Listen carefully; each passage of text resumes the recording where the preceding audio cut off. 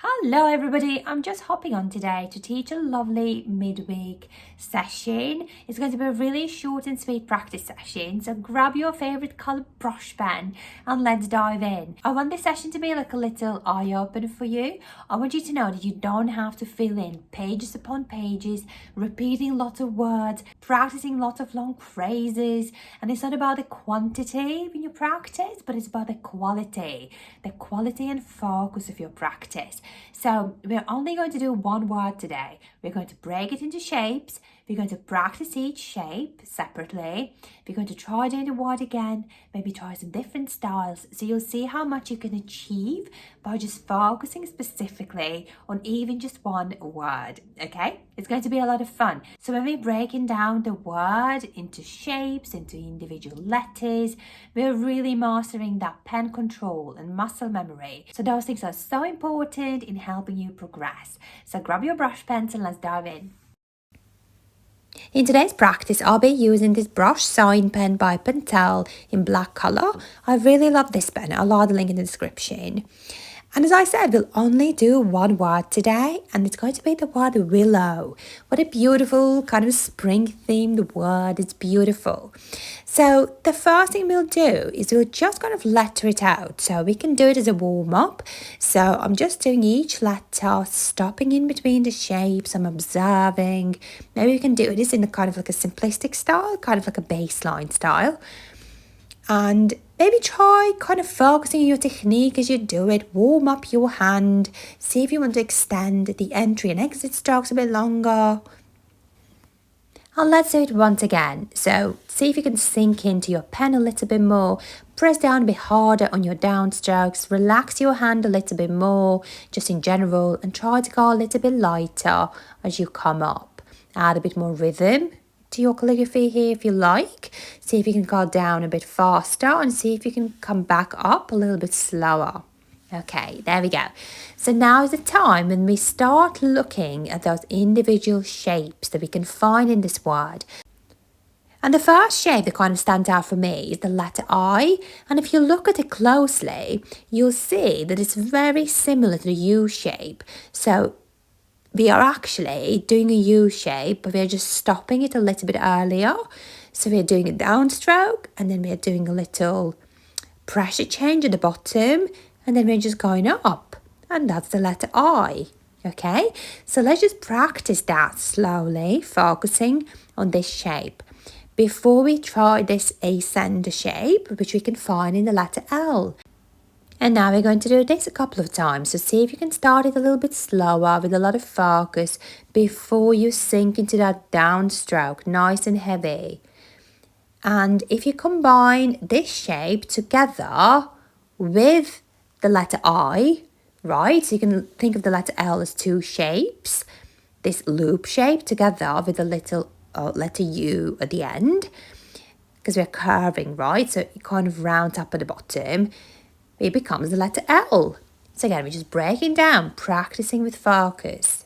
Lovely. See if you want to pause the video, maybe do these shapes thoroughly before we move on.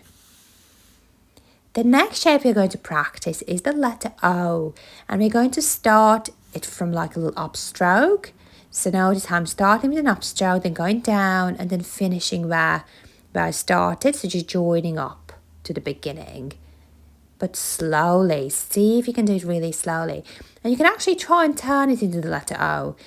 I actually do my letter O slightly differently, and you might be as well. So just observe. So I normally start with a downstroke and then do like a bigger loop at the top, which is something you can do.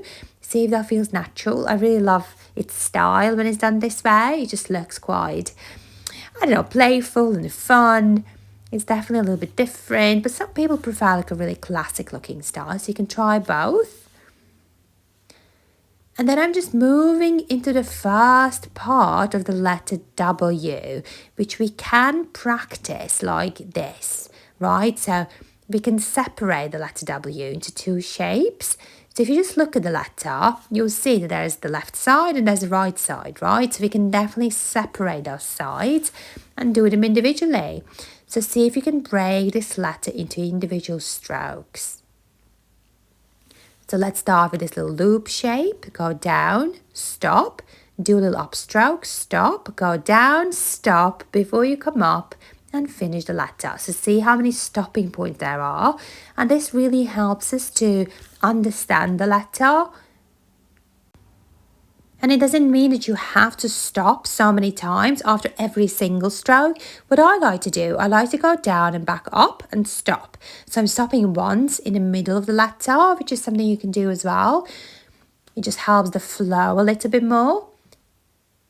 So although we're stopping in between, that stopping point is really, really short. We're just kind of refocusing and then we keep going. And it just creates a really nice rhythm. Although we're stopping quite a lot when we do this word, we also feel that it's in rhythm and it flows.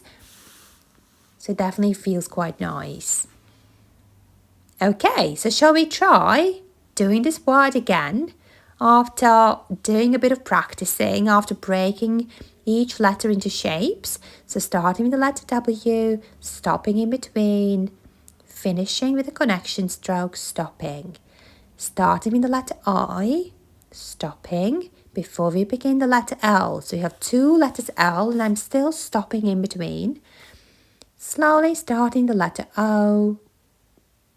Little pause before we begin the letter W, with a little stop in the middle. And notice how I'm extending my exit stroke to the side, just to add a bit more flow. Okay, so now we've done it in a really kind of simplistic baseline style.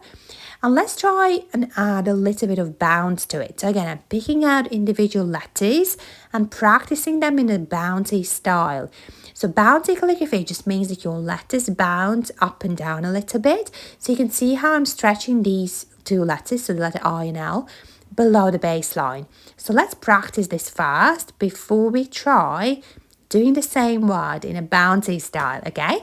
So I'm going to implement this letter I where I drop it down, and I'm going to do the letter L in more of a bouncy style as well. So it can be a bit more kind of sharp at the bottom. You can see how it kind of changes from that really smooth U shape into a V shape at the bottom of the letter I and L. So definitely it's a bit more sharp. We can even start the letter W below the baseline. See if we can bounce this word even more, maybe keeping our letter I a little bit smaller. And then really playing with the height of the letters here. Don't be afraid to go below the baseline and then stretch your strokes up again so you create a lovely kind of up and down effect. It's really lovely. So let's see if we can do this word a couple more times. So I'm just resorting back to the baseline style.